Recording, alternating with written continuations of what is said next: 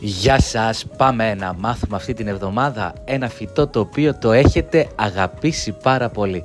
Και αυτό δεν μπορεί να είναι παρά το String of Heart ή αλλιώς Chiropygius woody.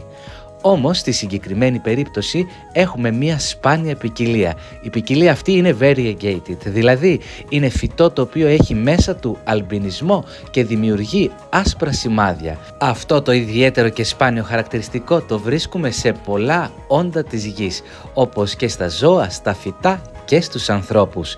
Είναι ένα πολύ ξεχωριστό και ιδιαίτερο φυτό το οποίο μπορεί να μεγαλώσει και να αναπτυχθεί πάρα πολύ γρήγορα μέσα στο χώρο σου.